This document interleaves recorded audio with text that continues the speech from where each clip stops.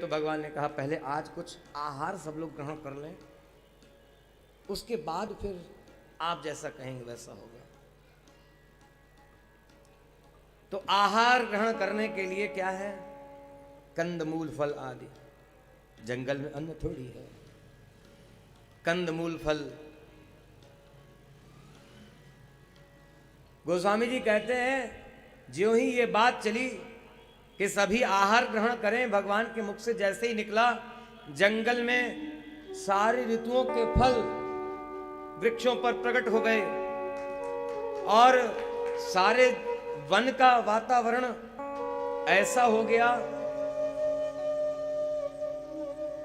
कि वन को मानो आनंद हो रहा है भगवान के इन प्रेमी जनों की सेवा करने के लिए। इसलिए सभी वृक्षों पर फल प्रकट हो गए। उस ऋतु का फल जो नहीं था वो भी उस ऋतु में प्रकट हो गया। जो वृक्ष सुस्वादु फलों के जो वृक्ष उस जंगल में नहीं थे वो भी प्रकट हो गए। गोस्वामी जी ने लिखा है।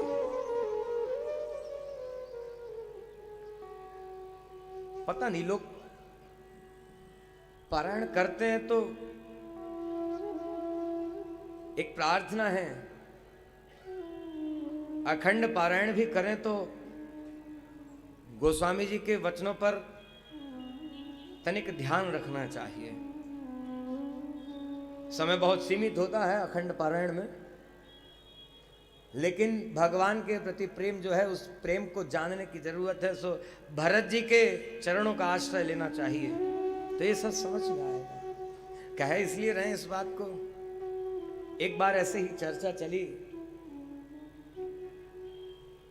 तो किन्हीं महानुभाव ने कहा कि ये तो वर्णन नहीं मिलता। अरे लिखा है, वर्णन है, गोस्वामी जी ने किया वर्णन।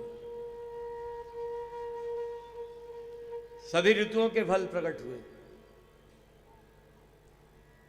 इच्छा तो नहीं हो रही है किसी की, लेकिन भगवान ने कहा है इसलिए सबको आहार करना है तो थोड़ा थोड़ा जिसकी जैसी जितनी इच्छा हुई थोड़ा थोड़ा फल सबने ग्रहण कर लिया, आहार हो गया। उसके बाद फिर सभा बैठी और बहुत प्रकार से धर्म, मर्यादा, नीति, इन सब की बात चली दोनों तरफ से, भरत जी की तरफ से, भैया राम की तरफ से भी। अंत में यही हुआ, भरत जी ने कहा भैया स्वामी आपकी आज्ञा पालन में सबका मंगल है, आप जो भी कहेंगे वही स्वीकार करेंगे। भगवान ने कहा भरत अब बहुत दिवस बीते, महाराज जनक भी पधारे। वर्णन आता है कि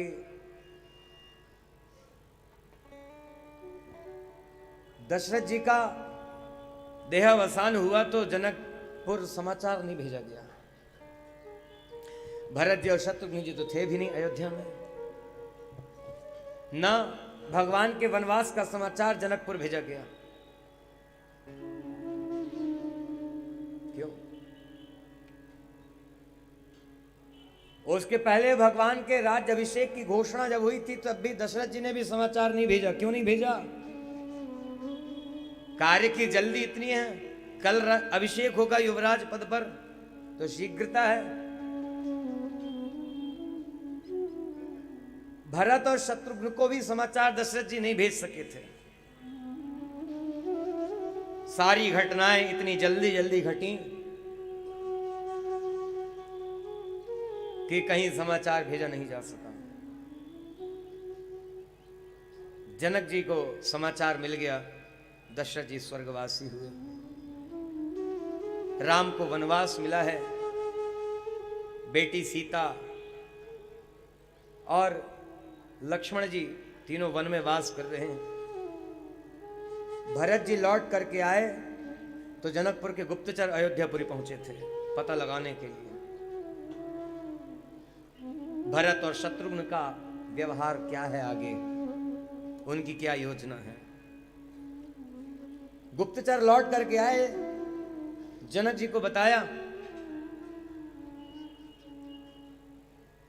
जनक जी को बड़ा संतोष हुआ भरत और शत्रुघ्न के व्यवहार पर, और तुरंत आदेश दिया सारी सेना, जनक जी, उनकी रानी और जनकपुर के बहुत से निवासी सब चित्रकूट की ओर प्रस्थान किए। जब मालूम हुआ कि भरत और शत्रुघ्न माताओं के साथ दशरथ जी का अंत्येष्टि क्रिया आदि संपन्न करके मना करके वापस ले आने के लिए भगवान श्री रामचंद्र जी को बुलाने के लिए चित्रकूट की यात्रा कर रहे हैं, तो जनक जी ने भी सबके साथ यात्रा आरंभ कर दी, चित्रकूट चले। यहाँ विचार विमर्श वार्तालाप चल रहा है। जनक जी के आने का समाचार मिला, भगवान उठ करके आगे बढ़ करके भरत जी, शत्रुघ्न जी, लक्ष्मण जी सबके साथ गुरु वशिष्ठ जी के साथ आगे जा करके स्वागत पूर्वक आश्रम में लेकर के आए जनक जी को। और फिर 2 दिवस बीते ऐसे ही। अब भगवान ने फिर वही बात कही। तब विचार चला, जनक जी सबका पक्ष सुन रहे हैं, भरत जी का पक्ष सुना, गुरु वशिष्ठ जी ने जो कहा उसको भी सुना, भगवान राम जो कह रहे हैं उसको भी सुना।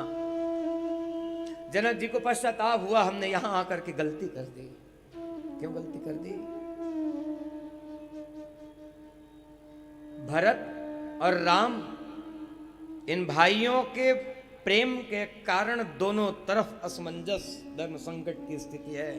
हम राम को कहें कि भरत की बात स्वीकार करो, या भरत को कहें कि राम की बात को स्वीकार करो। और अब दोनों ने भार हमारे ऊपर डाला है, नहीं कह सकते कुछ।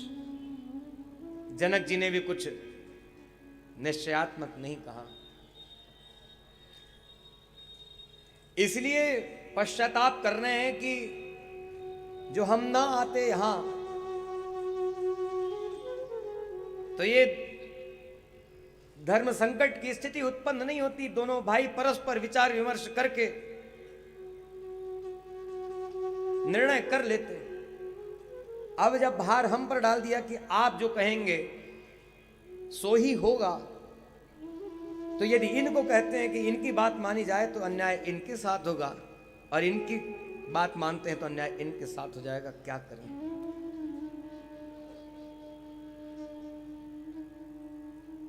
अनुचित लगे तो इस बात पर ध्यान मत धरिएगा, लेकिन पुत्रियों को ब्याह है जिस कुल में, उस कुल के, उस परिवार के किसी स्थिति में पुत्री के पिता माता आदि को प्रवेश नहीं करना चाहिए। ये शिक्षा जनक जी ने उसी समय दे दी। गोस्वामी जी और वाल्मीकि जी जनक जी के पश्चाताप को इसीलिए बताते हैं, हमें ऐसा लगता है।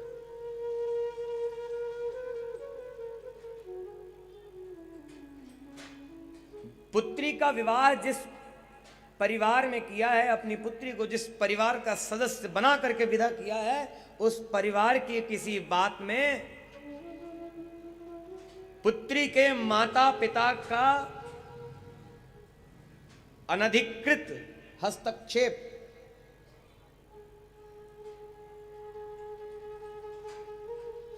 इन्वॉल्वमेंट नहीं होना चाहिए। और अब समस्याएं जो खड़ी हो रही हैं, परिवार जो बिगड़ रहे हैं, टूट रहे हैं, उसमें ये एक बहुत बड़ा कारण है। इसलिए सभी चाहते तो ये हैं कि हमारी बेटी सुखी रहे, इसके लिए बेटी का विवाह जिस घर में किया है उस घर के क्रियाकलापों में हस्तक्षेप करते रहते हैं, करते हैं ना। चलिए इस प्रश्न का उत्तर नहीं मांगेंगे, प्रश्न हम नहीं करेंगे आपसे। ये देखने सुनने मिलता रहता है, बहुत जगह से सुनने को मिलता है ये। लेकिन जो ये विचार करता है कि हमारी बेटी अपने ससुराल में सुखी रहे, उसके लिए हम चाहे जिस स्तर तक नीचे गिर जाएंगे, अनुचित व्यवहार कर डालेंगे, उसको ये सोचना चाहिए कि इसके कारण समस्या हमारे साथ भी खड़ी हो सकती है। जनक जी ने शिक्षा दी है, पश्चाताप कर रहे हैं। हम यहां आकर के उचित नहीं किए हैं। क्यों? भगवान राम ने और भरत जी ने तो दशरथ जी के स्थान पर जनक जी को माना कि पिताजी के नहीं रहने की स्थिति में आप पितृवत हैं, पिता के स्थान पर हैं। यह भी धर्म संगत बात थी। लेकिन ऐसा नहीं कि ये धर्म संगत नहीं है, ये धर्म संगत है। स्मृतिकार तो कहते हैं इसको। लेकिन जब दोनों तरफ से धर्म संकट की स्थिति आ जाए तब क्या किया जाए, इसलिए जनक जी ये विचार कर रहे हैं। कितनी बड़ी शिक्षा दी है।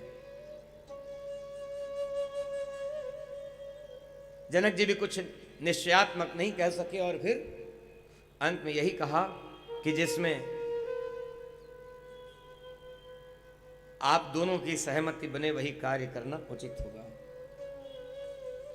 और इस तरह से उचित निर्णय जनक जी ने दिया कि आप आपस में विमर्श करिए। तब की बात है, तब भगवान राम भरत जी से कहते हैं कि भरत, अब आप अयोध्यापुरी को लौटिए सबको लेकर के। और जो ही भरत जी ने सुना कि अयोध्यापुरी लौटने को कह रहे हैं भैया स्वामी राम, अयोध्यापुरी लौटने को कह रहे हैं, तो क्या करें? तो भगवान से ही पूछा ये कैसे होगा। लक्ष्मण जी को जब भगवान अयोध्यापुरी में कह रहे थे कि यहीं रह करके माताजी पिताजी की सेवा करो, तो लक्ष्मण जी ने पूछा था भैया आप कह रहे हैं सेवा करो यहां रह करके माताजी पिताजी की, सेवा करना धर्म है, तो कृपया एक बात बताइए कि धर्म का निर्वाह शरीर से कब होता है? प्राण शरीर में रहने पर ही धर्म का निर्वाह होता है।